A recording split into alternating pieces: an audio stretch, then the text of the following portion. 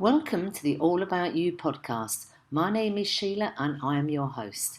In this podcast, I invite everyday people to tell their stories of their travels, passions, and what makes them happy.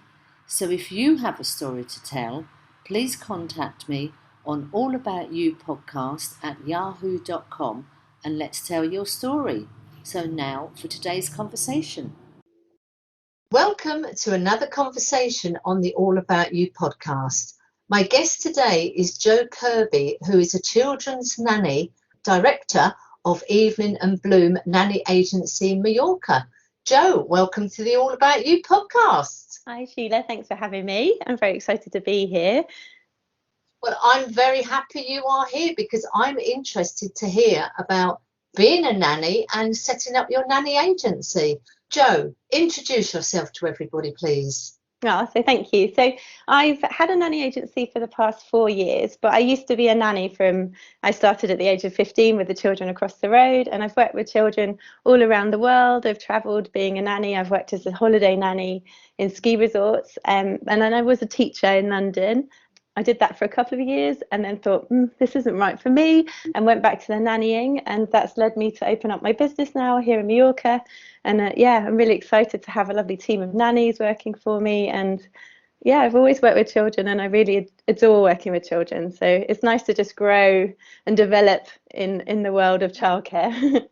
Wow, I mean, that's quite a progression from starting working as a children's nanny and opening your own agency. I mean, that's huge. No, thank you.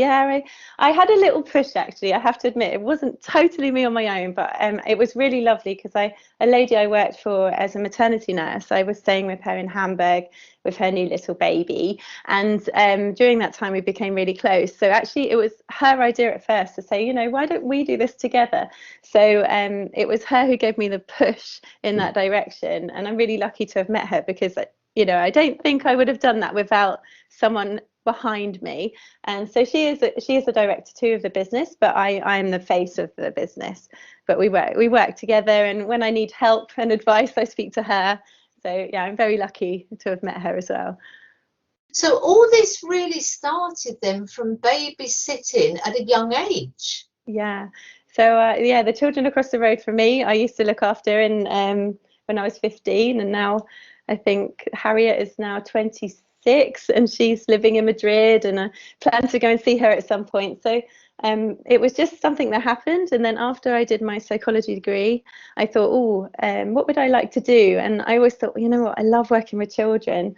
And I remember saying to my mum, I think I want to be a nanny. And my mum was like, oh, you can't do that. That's not a proper job. And I said, but it is for me. I don't want to work in an office. I want to be going out to the park and playing with children. And so it sort of developed from that, and I took a course in childcare and then went on to be a full-time nanny, and then it's taken me around the world actually. So it's been a great career choice. I'm very lucky to have done it. I love the fact that you can't do nannying, it's not a real job. Traveling around the world, opening up your own business, and I'm sure you had a lot of fun working as a nanny in ski resorts. I mean, that's not bad for nannying's not a real job, isn't it? Yeah, I know.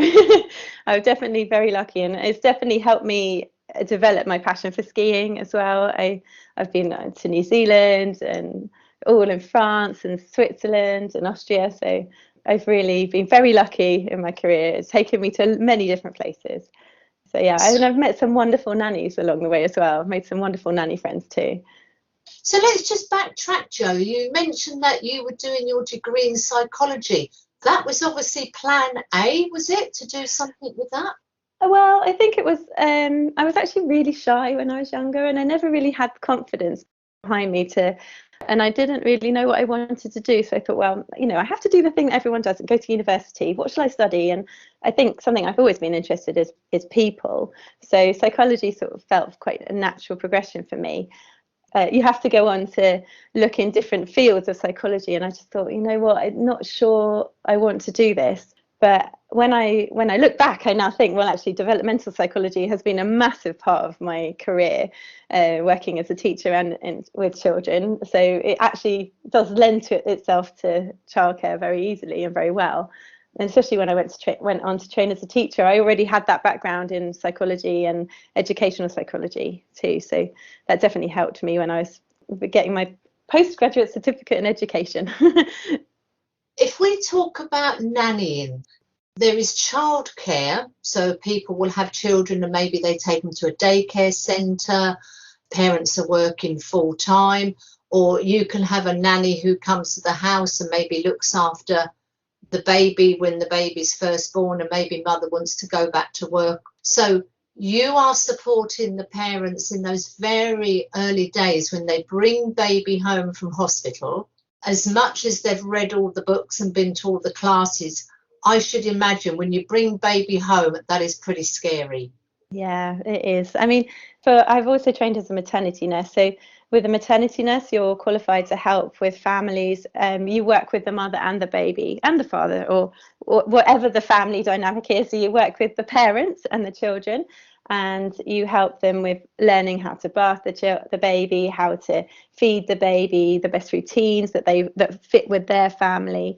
So you help them develop all those things and establish a routine, do the night feeds with them. So that's more a maternity nurse, or you can have doulas as well, who go from before birth, during the birth, and after the birth. And then a nanny. I mean, we do have nannies who work with newborns as well, but it tends to be those people who've got those qualifications who work with the brand new babies, because it is very specific kind of care. And then a nanny is there from any age really, normally around when the mother's maternity leave's finished, really around 7-8 months. You might have a nanny come in and work with you in the home and to help look after the children, depending on the hours the mother has to work, or father, or the parents have to work. So yeah, it's very flexible depending on what the family needs. And then obviously I supply holiday nannies, so that's a completely different side to it as well.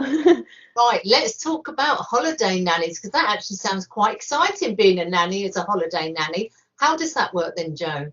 So normally I have families who are coming. Normally they're British families, but I have Swedish families and German families, many different places, and they're coming for a week or 2 weeks, and they are looking for some childcare. So they get in touch with me with their requirements, and then I then find them a nanny who maybe can do most of the time, or some of the time, or all of the times, and I fit them together, and it works really well actually. I have a wonderful team of nannies, so I'm very lucky to have them working behind me and representing the company. You're in Majorca then, Yeah. so families coming on holiday may have requirements for their children, so mum and dad can do a trip or relax by the pool, and you will have a nanny who will come to the hotel and entertain and look after their children for that day or for the duration of the holiday. Yeah, it could be for a full day, it could just be for babysitting. We sometimes have people who are there the whole holiday, but normally it's, maybe 6 hours a day, so the parents can either sit by the pool and relax while the children are being entertained, or the parents might go out. We have a lot of cyclists here in Majorca, so sometimes the parents go off for a bike ride in the morning and they have a nanny for that time, and then they come back and spend the afternoon with their children. We also do weddings and events, so some people have a creche at their wedding, where you have a team of nannies who are there to entertain the children during the wedding or a party. So it's very flexible. We work with what the family needs. I've had families who wanted to meet the nanny before they came on holiday. So I've had nannies fly out to London to be with the family first before flying back with them for their holiday. Yeah, it can be very flexible. It depends on if everyone's requirements are different. Jo, it's a whole new world, this to me. I would never have thought about a holiday nanny. Often if you go to a hotel, there's a kids club for the little children or the teenagers. I would never have thought that you could employ a nanny privately to look after your children for whatever time you want. I wouldn't have even come across my radar. Or, for example, weddings and events, having a nanny come in and do the nanny thing. Yeah. I think I've had a lot of people say that to me actually, and I think even for me, where before I worked in New Zealand as a holiday nanny in the ski resorts, I never knew it existed either. So I think is becoming more popular, I think, now. And also, if you're in a villa, then you don't have that access to the kids club, and you maybe, especially now with the pandemic, people don't want to be mixing as much. So having a nanny coming in rather than going with a big group of people, that does help. Ski resort nanny, I mean, that sounds amazing. How does that work? So no, I think actually there's a massive demand for ski resort nannies, because when you've got a baby, you can't take them skiing with you. So for me, I worked for a company, and so we supplied nannies throughout the day for 6 days a week for the ski holiday. So we'd normally, if there were older children, we'd be the ones who take them to the ski school and pick them up from ski school, so the parents could then go off for the whole day skiing. But then also we have the little ones, so we take them out and we take them up in the gondola and take them walk around, go and see the Highland cows. It was a wonderful job, really, really wonderful job when I worked in the resort, and that's what I really would like to move on to with my business as well in the future. Once the pandemic has calmed down a bit more and people can move a bit more freely, that's what I'd love to do, because skiing is in my blood. I mean, this conversation, Jo, is so opening up my eyes with holiday resort nannies, events and wedding nannies, ski resort nannies. This must be quite a nice career for somebody who's thinking about working with children, maybe doesn't want to go into sort of typical primary education in a school. This nannying sounds quite fun. Am I allowed to say it sounds quite good fun? Yeah, well, it is. It's really great. I've really enjoyed it in my life. It's taken me to so many places, and there are so many amazing opportunities. I mean, you can train as a Norland nanny, and in that situation, you're going to work in incredible countries for incredible salaries. So there are some amazing opportunities for people to work as a nanny. For me, there's being able to ski. You don't ski as much as, say, those working in the shallows. You get to ski once or twice a week, which is a lot more than I could when I was living in London. And I've got plenty of friends now, actually, who I have many agencies around Europe who I know they have a nanny agency. So we're quite in touch, and I can go and work for them sometimes, and then we can all help each other out. It's great. I'm very glad I did it, and I've been very lucky with my career. I mean, I think it sounds great, as you say. You get to know other nannies in different countries, working for different agencies. But there again, you can all pool your resources, because you don't know what that inquiry is going to bring in or that phone call is going to bring. Yeah, I've got one friend who's in Switzerland, and I often have nannies that go to work for her in the winter, because obviously in Majorca we're busy in the summer, but the winter is a lot quieter. So I have nannies that have gone to work for her, and that really works well, because we also have great trust between us. She knows that I've checked those nannies, I've done the background checks that are all needed, I've got the references, and I've seen them at work, and so we know we can trust each other, because we want to represent our companies well, we want to represent each other's companies well, and we all want the children to be safe and happy. So when you've got the same ideals behind your business, especially working with children, it's got to be really careful with who you put in place. There's a lot of background checks that go on with it, I'm sure. So Jo, Evelyn Bloom, can we talk how you came across this name? Well, actually, it's my middle name. Evelyn is my middle name, and it's actually my family name from my great grandma, my grandma, my mum, and myself. We all have it as our middle names, and then my business partner's surname is Bloom. So we changed it to Bloom, and we created the name. But it was actually my sister's idea. We were sitting around the table at my mum and dad's house and brainstorming some ideas, and Claire came up with it, and I thought, oh, great, Claire, that's a great name, thank you. I guess with the Evelyn, there was going to be some family story there. I think that's fantastic. So, Jo, can we just talk a little bit about how you continued to run your business during the pandemic? Yes, well, it was coming into the third year of my business, so it did well for the first 2 years of my business, and I felt that in my third year coming in, I was starting to really grow in momentum. I'm getting more clients, returning clients as well, and then it went poof. So obviously there was not much that went on during that time. I'd also had a ski accident just in March. I was working in Switzerland and had a ski accident, so I came into the pandemic in Majorca, where we were locked down, where we weren't allowed to leave the house, or in Spain, the whole of Spain, as you know, thinking, oh, what am I going to do? And so, yeah, the business sort of got put to the side a little bit, and I went into online teaching. So I started doing that for a few of the companies. I really didn't think I'd return to teaching after leaving it in London. But I thought, well, I need to. I have to do something. So I rediscovered my love for teaching as well, and doing it online I was very lucky to be able to do it, really. And yeah, so during that time, the business wasn't really going. It was just there, laying dormant. But I had returning clients. I had bookings that were made in January, and then they could come eventually in the summer. So although we weren't that busy, we still had people coming. I have some amazing Swedish clients who are my regular clients. So they have a property here, and so I work a lot with people who have second homes here, and I'm very lucky in that respect because they're coming anyway. And I think last year the rules weren't as strict at that point with traveling. I think you could travel more easily, whereas now you've got the testing and the vaccines, and that made a difference. Whereas at that point we did still have people coming here. So yeah, I was actually very lucky. My business still managed to make some money even during a pandemic. So I was very lucky in that respect. And then it's led me to do the online teaching, which I'm really excited about too. I think this is the thing, isn't it? A lot of people couldn't run their sort of traditional business, but they've had to think outside the box to get something going.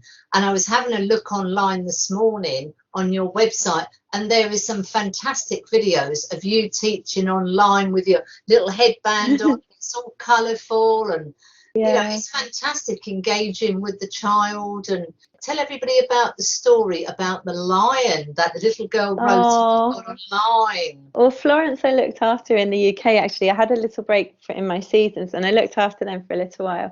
And so I got back in touch with the mum. I said, I'm thinking about doing this. This was another thing I was doing during the pandemic.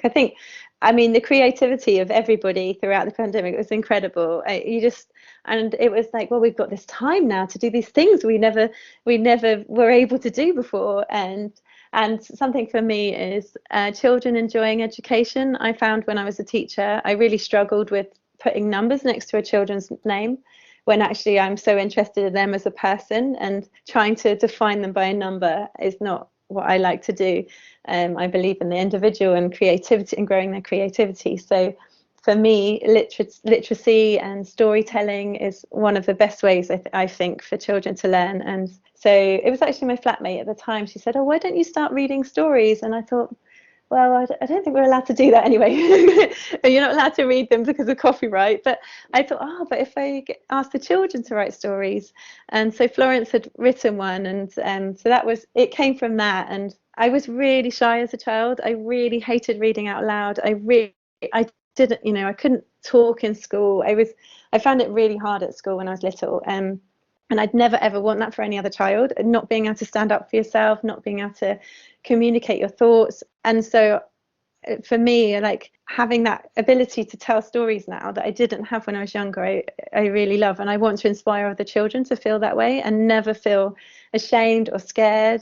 It's crippling when you're really shy. So that was my sort of idea behind it. And then the online teaching, I'm using stories with the children to inspire them, and going from their interest, because I think every child most children engage when it's something they're interested in. They will engage, they will read stories, they will be inspired to learn if it's something they're interested in. So that's what my ethos is behind my new side of the teaching. But I think it's great, as you say, so many people got creative just in our normal lives, and especially if you've got a business, because we didn't know how long it was going to go on. So we all had to do something. I think it's absolutely brilliant getting the kids reading and writing their own stories. I think that's fantastic. So, Jo, what's the future for Evelyn and Bloom? Oh, well, I think that I'm going to carry on with the summer holiday nannying. I would really love to go into the winter side as well, but I'm being a bit cautious about that this year. There was an opportunity that came up, and I'm thinking, shall I not? I don't want to hold myself back though, so I'm really trying to believe in myself with that. But also the online teaching, I've got a few nannies now who are qualified in teaching English as a foreign language and native English speakers. And I've trained them in my way of teaching that I think will work with children, especially with the experience that I've had teaching online, a sort of play-based learning through following the children's interests. So I'm trying to promote that now as well, and I'm working on and I'm learning how to do marketing, all the things you need when you're running a business and you're the person doing everything. Yeah, that's where I would love to see it. I can visualize my business being that platform for children to learn. I'd like it to be Spanish, to incorporate German into this as well. Just that's what I would like for the future. Prior to the pandemic, I don't think that many people were into online education in anything. The pandemic, looking at one of the positives, it has pushed everybody online, and it's just opened up this whole new world. I mean, for you, your business with going back to teaching online, and now you're going to incorporate the online teaching as a new part of your business. Yeah, we're very lucky. I think it has really changed it. I definitely I don't want to encourage children to be on the computers all the time. And for me, it's a part to help improve their English in a way that they love, but also it's very active as well. I'm very much into children moving and exercise and being outdoors. But so that side of being online, there's the two sides of it. And but it definitely has opened my eyes up to a lot more opportunities, and I think that's the same for a lot of people, because you're not just connecting with the people who are immediately around you, you're connected with the whole world, which is fantastic, and it's a great opportunity for many businesses. Yeah, we're very lucky. So Jo, we've talked about holiday nannies, we've talked about events and wedding type nannies, we've talked about nannying for ski resorts. If anybody is listening to this and going, oh, that sounds good. We're talking about the benefits. Most people who have children know how hard it is. Yeah. And with the help of a nanny, whether it's when you bring your baby home from hospital or whether it's when you return to work, a nanny can make a huge difference. If somebody's listening to this and they're thinking, oh, nannying could be an interesting career for me, what advice would you give those people? I would say definitely get some qualifications in childcare and get as much experience as you can, especially if you're living in a neighbourhood. You can go and knock at your neighbours, or if there's any neighbours who have children, just offer some babysitting services to get that experience behind you, and with different age children as well. Also, you must get, I think for every childcare, is that your police check, obviously you must have, and the first aid qualification, because when you're working with children, it blows my mind, even parents that don't have it, because children choke so often, and it's so good to have that training behind you, because then you're ready to deal with any of those situations, because children get themselves into a lot of dangerous situations all the time. So that would be my first bit of advice, is get those qualifications behind you. You are more professional, you become across as a professional nanny and taken more seriously. I would also say, and you always, I think, increasing your knowledge in the field, follow other nannies, see what they're doing. There's plenty of nannies on Instagram, and I think actually, as I was saying to you, those Norland nannies, they have to have their profiles, they have their Instagram lives behind them as well, so you can look at them and get ideas, using Pinterest for ideas of activities to do with children, because it's a lot of it is about educational and providing them with educational activities, so to help them develop as well. And that, every parent, if you're showing them, I'm doing this for their fine motor skills, I'm giving them tummy time to help improve their core strength, if you're showing parents that you have that knowledge, they're going to trust you more, they're going to promote you more to other parents and refer you more to other people. So it definitely starts off with as word of mouth. If you're really dedicated to working with children, you work in that and you show people that you want to be a professional. Once you've got your qualifications and you've got some experience, the world is your oyster. Definitely, yeah. If you've got the more qualifications you have, the more likely you are to be able to get a job.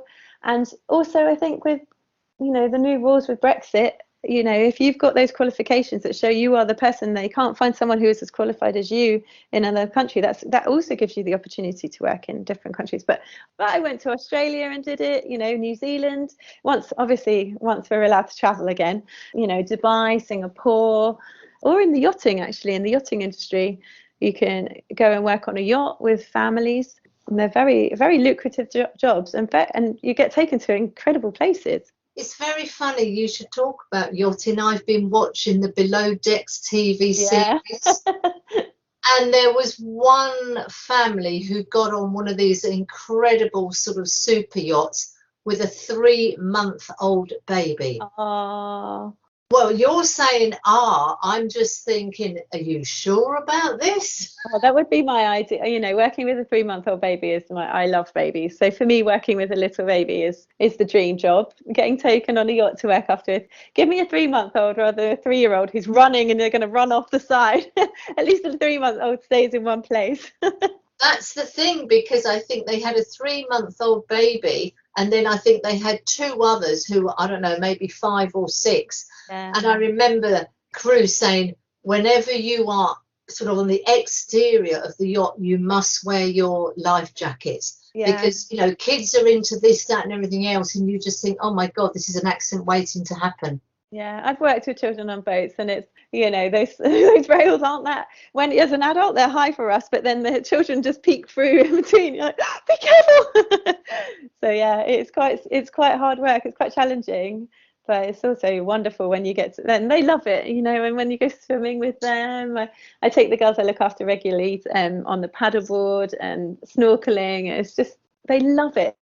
For them, the experience is just so nice, and I'm lucky because the girls I look after are incredible swimmers too, so they're strong swimmers, so I know that we're all okay working in the water. But on the boats it can be quite hard.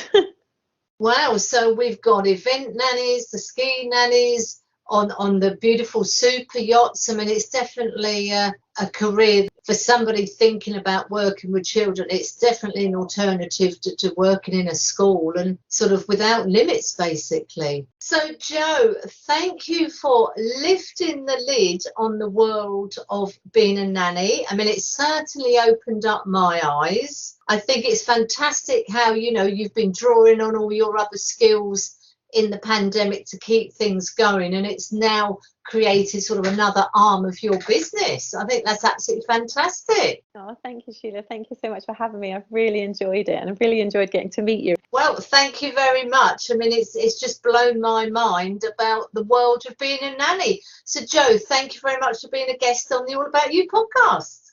Thank you very much. I hope you have enjoyed the conversation. Don't forget, if you have a story you would like to tell, please get in touch. My email address is allaboutyoupodcast@yahoo.com, and thank you for listening.